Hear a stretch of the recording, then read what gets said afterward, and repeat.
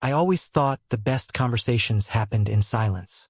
And the best one I ever had was in the hushed honeyglow of a bookstore, 10 minutes past closing. It started with a simple question. Do you think it's the cover or the first line that truly holds a person? I looked up from reshelving a stack of travel guides. Elara was leaning against the philosophy section, a worn copy of Rilke's letters in her hand. She wasn't looking at me, but at the book's spine, her thumb tracing the gilded edge. The question hung in the air, not demanding an answer, but inviting one.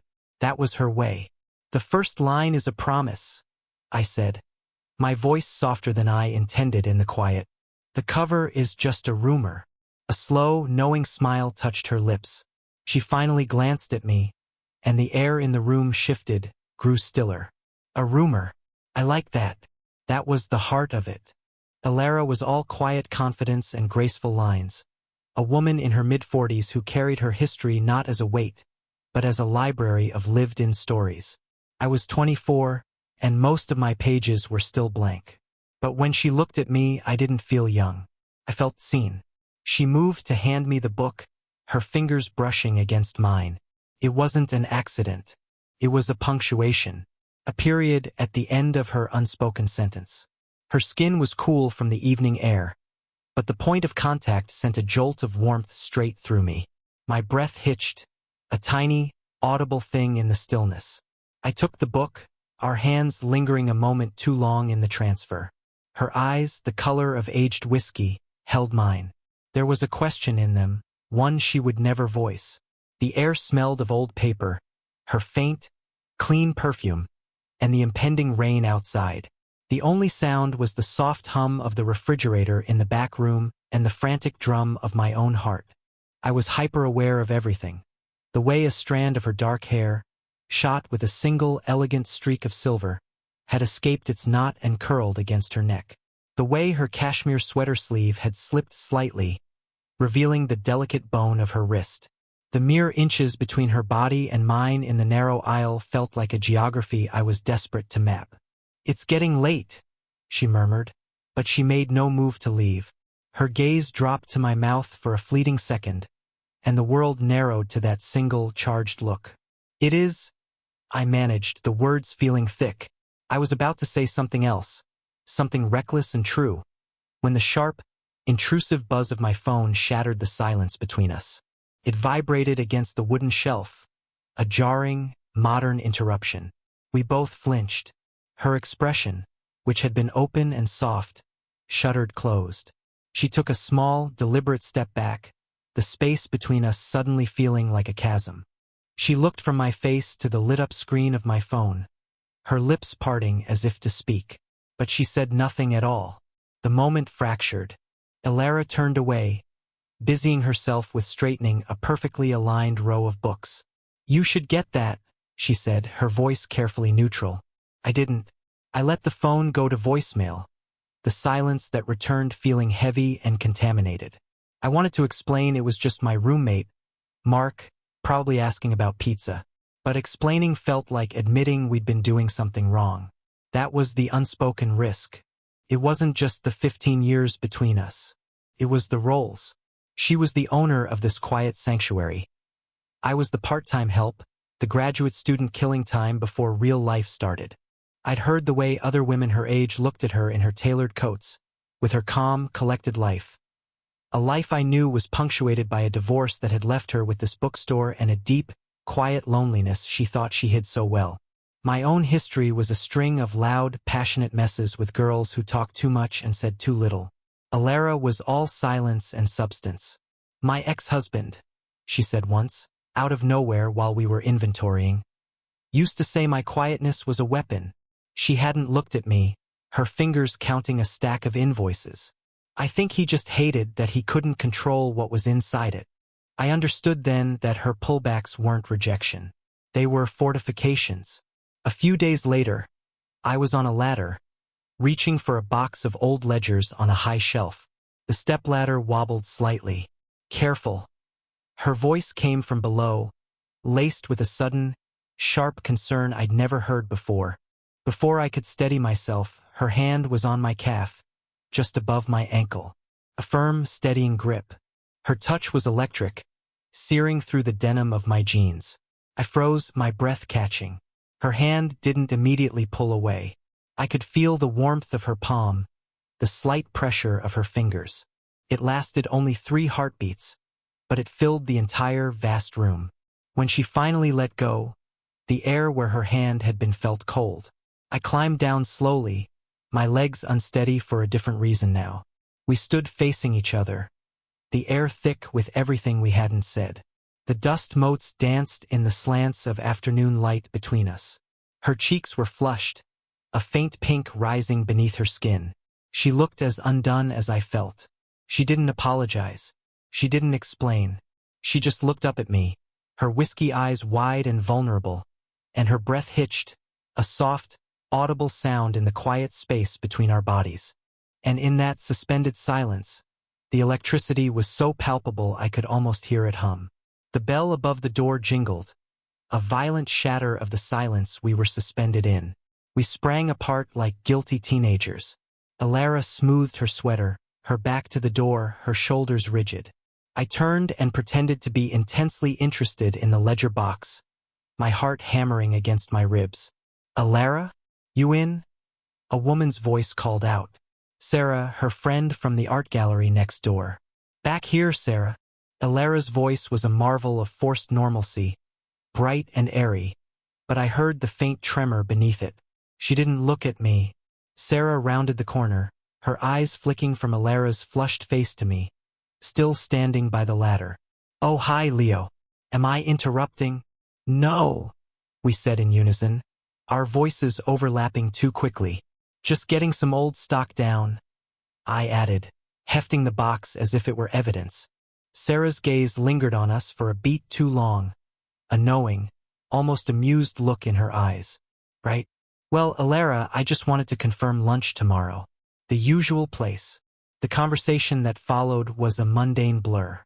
I stood there, the cardboard of the box digging into my fingers, hyper-aware of Elara's every nervous gesture. The way she tucked her hair behind her ear, the forced lightness of her laugh. I felt a hot flush of shame. Not for what we were doing, but for the way we had to hide it, for the secret she clearly felt she had to keep. After Sarah left, the shop plunged back into silence, but it was different now, charged with a new, raw tension. "Leo," Elara whispered, her voice frayed. I turned. She was leaning against the bookshelf again, but this time it looked like it was holding her up. Her composure was gone, replaced by a naked vulnerability that made my chest ache. "I know," I said, taking a step toward her. "I don't care what she thinks. But I do," she breathed, her eyes glistening. It's not that simple." I was close enough now to feel the warmth from her body, to see the faint pulse at the base of her throat. The air left a metallic taste on my tongue, like impending lightning. Her gaze dropped to my lips. My every instinct screamed to close the distance, to finally feel what I had only imagined. I leaned in, my head tilting. She didn't pull away. Her eyes fluttered shut. But then her hand came up, not to pull me closer, but to rest gently, heartbreakingly on my chest. A stop sign. Her palm was flat against my pounding heart. "We can't," she whispered, her voice thick with a regret that mirrored my own. "Not here." Her hand didn't move. She was holding me back, yet her touch was the most intimate thing I'd ever felt. We stood there, frozen in the space between yes and no, her hand on my heart, her breath mingling with mine, pulled closer than ever by the very thing trying to keep us apart. The dam broke on a Thursday, during a rainstorm that lashed against the bookstore windows, sealing us in a world of gray light and the drumming of water. It was the text message again. My phone, left on the counter, lit up with another notification from a classmate, Jessica, about a group project. I saw Elara's eyes flick toward it, then away, a little too quickly. A whole week had passed since the almost kiss, a week of polite, painful distance, of her finding reasons to be in the back office when I was on the floor. "You don't have to stay late tonight," she said, not looking up from the computer. "In this weather, I don't mind." My voice was rough. I was tired of the careful dance. Unless you want me to go. She finally looked at me. The strain was showing. A faint tension around her eyes, a weariness in her posture that hadn't been there before. You know that's not what I want. Do I? The words came out harsher than I intended. I walked around the counter, stopping close enough to see the flecks of gold in her irises. Because it feels like you've been building a wall between us brick by brick for a week. Because you can't even look at my phone without shutting down. She stood up, her chair scraping against the floor. That's not fair. Then tell me what is. The confession burst out of me, raw and unfiltered. Is it her? Some random text? Or is it just me? Is it that you can't stand the thought of someone seeing you with someone like me? Her composure shattered. God, Leo, no. It's the opposite. Her voice broke. It's that I can stand it. I can stand it too well. And it terrifies me. The air left my lungs. I watched a single tear escape and trace a path down her cheek. Without thinking, I reached out. My fingers, trembling, brushed the tear away, then gently pushed a strand of damp, silver-streaked hair from her forehead. My touch was a question.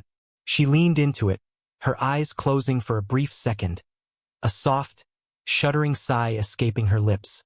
Her hand came up and wrapped around my wrist, not to pull me away, but to hold me there. Her skin was fever-warm. I lie in my bed at night, she whispered. Her voice so low I had to lean in to hear it over the rain, my lips inches from her ear. And I can't stop thinking about the weight of your hand on that ladder. I'm a 46-year-old woman, and I feel like a girl. It's embarrassing. The word hung in the air, charged and vulnerable. My other hand found her waist, pulling her gently against me. She came willingly, her body a soft, pliant line against mine. I could feel the frantic beat of her heart through our clothes. Or maybe it was my own. Elara? I breathed, my forehead resting against hers. Her eyes were dark, her lips parted. Every atom in my body was screaming to close the final, negligible distance. And then, her voice a shattered whisper. She confessed the one thing that undid me completely. I think about it, too. Her confession. I think about it, too. Hung in the air. A truth so potent it felt like the room itself was holding its breath. My hand was still on her waist, hers still wrapped around my wrist. The rain was the only sound, a frantic applause for our undoing. I started to lean in, the distance between our lips finally, inevitably, closing. He was your professor. The words were a whisper, so soft I almost didn't hear them. I froze, a centimeter from paradise. She opened her eyes, and the raw shame in them was a physical blow. She gently untangled herself from my grasp, taking a step back, breaking the contact. The space between us was instantly frigid. What? The word was a dry leaf, crumbling in my throat. My ex-husband, she clarified, her voice trembling. She wrapped her arms around herself, a shield against a cold that wasn't in the room. He wasn't just older. He was my literature professor. I was 20. It was a whole thing. A scandal for a while. She gave a hollow, self-deprecating laugh. Everyone said he took advantage, that I was just a phase for him. The pieces clicked into a devastating mosaic. Her hesitation wasn't just about age. It was about the ghost of a story she never wanted to relive, but from the other side. The fear of becoming the cliché she'd been warned against. And you think? I couldn't even finish the sentence. The injustice of it was a hot, sharp stone in my gut. I don't know what I think, she cried out, her composure gone. But when people look at us, that's what they'll see. They won't see you, Leo. They'll see him. And they'll see a foolish, middle-aged woman making the same mistake all over again. I moved then, crossing the space she'd created. I didn't touch her. I just stood close, forcing her to look up at me. My body was rigid with a fierce, protective anger. Not at her, but at the ghost she was letting win. Look at me, I said, my voice low and rough. I am not him. This is not that story. My hand came up, but I didn't cup her face. I just brushed my knuckles. Once, slowly, down the side of her arm. A touch of reassurance, not possession. Her skin pebbled under my touch, and a shiver ran through her. She leaned into the contact, her eyes wide and conflicted, a war of longing and fear raging behind them. The air crackled. The decision was made, hanging there in her trembling breath, in the way her body swayed toward mine even as her mind screamed retreat. She was right on the edge. And this time there would be no stepping back. The ghost of her ex-husband was a third person in the room, and I was done letting him win. "So that's it?" I asked, my voice barely a whisper, yet it seemed to echo in the rain-hushed space. "We let a dead man dictate what this is?" Her breath hitched. "It's not that simple." "It is." I took the final step, closing the distance so that not even a sliver of light could pass between us. I didn't kiss her. I just was there. My body a hair's breadth from hers, the heat of her radiating through my clothes. I could feel the frantic rhythm of her heart. Or maybe it was my own, a wild, syncopated drumbeat. "It's the simplest thing in the world. Do you want this? Do you want me?" She looked up, her eyes searching mine, and the war in them was a physical thing. Fear, longing, shame, hope. Her gaze dropped to my lips, and she bit her own, a nervous, telling gesture. "I'm terrified," she admitted, the confession a raw, broken thing. "I know," I breathed. My hand came up slowly, giving her every chance to pull away. I cupped her jaw, my thumb stroking the elegant line of her cheekbone. Her skin was impossibly soft. Her eyes fluttered shut at the contact, a single perfect tear escaping and tracing a path through the landscape of her fears. "So am I." That was the truth that finally broke her. Not a grand declaration, but a shared admission of fear. Her shoulders slumped, not in defeat, but in surrender. The last of her resistance melted away under my touch. Her hands came up and fisted in the fabric of my shirt, not pushing, but pulling. An anchor in the storm. "Yes," she whispered against my lips, the word a sigh of release, a benediction. And then, there was no more space. The kiss was not gentle. It was a collision, a desperate, hungry meeting of lips that held a month of silent longing, a week of painful distance, a lifetime of waiting. It was all the words we hadn't known how to say. Her hands slid from my shirt to tangle in my hair, pulling me closer, deeper. My arms wrapped around her, crushing her to me. One hand splayed against the small of her back, feeling the delicate strength of her. It was messy and raw and imperfect. Our noses bumped, our tears mingled, and it was the most profoundly human moment of my life.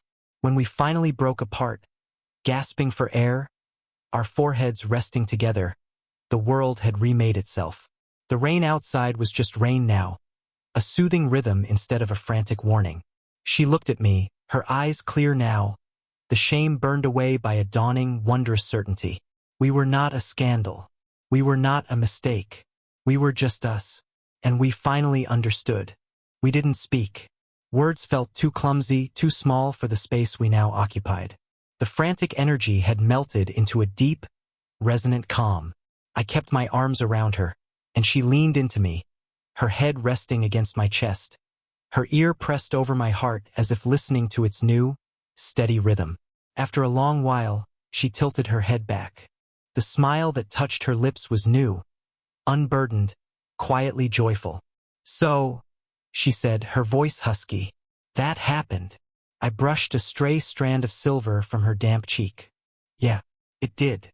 She didn't pull away when I kissed her again. This one was different, slower, softer, a discovery, not a conquest. It was a conversation of its own, a gentle mapping of a new, shared territory. We ended up on the worn velvet sofa in the back nook, the one tucked between the poetry and travel sections. She curled into my side, my arm around her shoulders, her fingers laced with mine on my chest. The rain had softened to a gentle patter. In the quiet, the world felt small and safe, contained within the four walls of this bookstore, within the circle of my arms. "People will talk," she murmured, but the old fear was gone from her voice, replaced by a simple, acknowledged fact. Let them, I said, kissing her forehead. The scent of her paper, ink, and clean skin was now a scent I knew I'd crave for the rest of my life. They'll just be talking about how the owner of the best bookstore in town has excellent taste. She laughed, a real, unguarded sound that warmed me more than any fire. The last of the tension dissolved. The age gap, the ghosts, the whispers from the outside world. They hadn't disappeared, but they had lost their power. They were just details in a much larger, more beautiful story we were only just beginning to write. We sat there in the deepening twilight, not as a younger man and an older woman, but simply as two people who had finally come home. Her hand tightened in mine, a silent promise, and I knew, with a certainty that settled deep in my bones, that every impossible, silent moment had been worth it for this. Did you enjoy the story? What kind of stories would you like to hear next?